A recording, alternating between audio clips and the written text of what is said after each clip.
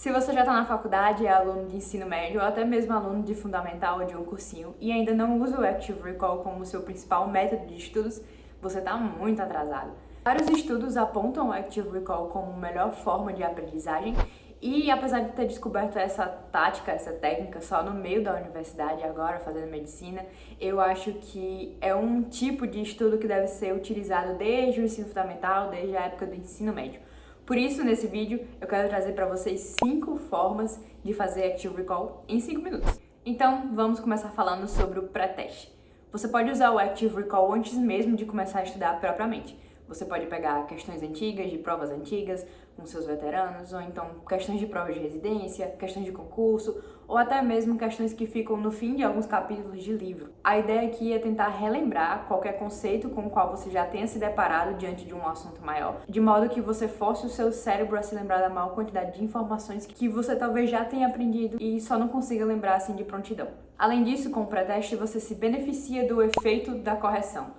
Uma vez tendo errado alguma resposta e ao se deparar com a explicação dela futuramente na hora de estudar, você consegue entender por que sua resposta estava errada e não meramente decora que a resposta certa é aquela outra. Então você força o seu cérebro a identificar o erro do seu raciocínio inicial. A segunda forma de fazer Active Recall é por meio dos mapas mentais, que é um método já muito utilizado por vários alunos, mas que nem sempre é feito de um jeito que utilize o Active Recall junto. Por volta do 4º semestre da faculdade, eu notei que um bom jeito de fazer mapas mentais era fazendo sem olhar para nenhuma fonte, nenhuma bibliografia. Depois de já ter estudado a matéria inteira, eu pegava uma folha ou então abria um aplicativo no meu computador de mapas mentais e tentava despejar o máximo de informações que eu conseguia lembrar, tentando linkar conceitos principais e tentando achar a ideia geral do assunto. Depois, e só depois de fazer o mapa mental com o máximo de informações que eu conseguia lembrar, eu me permitia checar se essas informações estavam corretas e também adicionar algumas informações mais específicas que eu poderia ter deixado passar batido. Mas, além dos mapas mentais, uma ótima forma de você tentar lembrar o máximo de informações que você consegue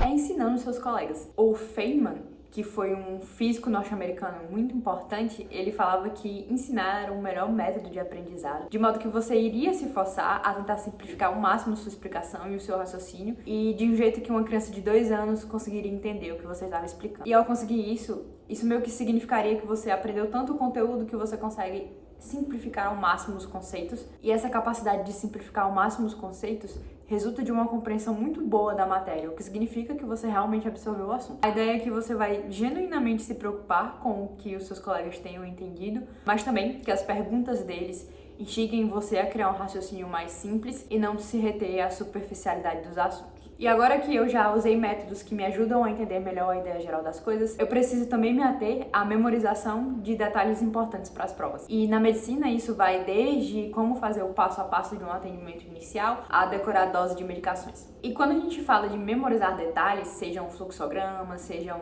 fórmulas matemáticas, sejam doses de medicações, eu acho que os flashcards são os nossos maiores aliados, principalmente os flashcards digitais. Os flashcards digitais eles estão disponíveis em diversos aplicativos e sites e muitos alunos já fizeram um trabalho para você. Então existem em diversas plataformas decks com flashcards já prontos que você pode usar no seu estudo. E a vantagem dos flashcards digitais de aplicativos são que, além do Active Recall, alguns também te oferecem a opção de fazer uma revisão espaçada, que é outro excelente método de estudo.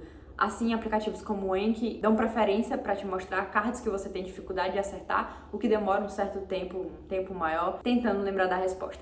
E isso otimiza o seu estudo, de modo que você consegue focar nos seus pontos fracos. E se você está se preparando para um concurso ou para uma grande prova de residência, por exemplo, além dos flashcards, os bancos de questões são também excelentes fontes de Active Recall. Então, além de usar provas passadas para treinar e flashcards, os bancos de questões permitem que, com questões originais ou então questões de provas diferentes, mas com uma abordagem similar de um assunto, te permitem entender conceitos que as bancas dessas provas e desses concursos gostam de cobrar, como essas questões devem ser resolvidas nessas situações, e não puramente te permitem lembrar do assunto, já que na maioria desses concursos a gente também vai fazer a prova usando um tipo de estratégia. Então, acaba que se você fizer várias questões, você consegue identificar conceitos que você vem errando, ou então tipos de pegadinhas que essas provas gostam de cobrar. E assim, no dia da prova, com um tempo mais restrito, você vai estar treinado já para não cair nessas armadilhas, lembrar bem do assunto e dos conceitos que as bancas gostam de cobrar. E felizmente foi tudo bem a tempo. Eu espero que você incorpore algum desses métodos no seu dia a dia, na sua rotina de estudos.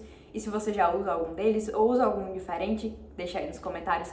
Obrigada por assistir até aqui e até o próximo vídeo.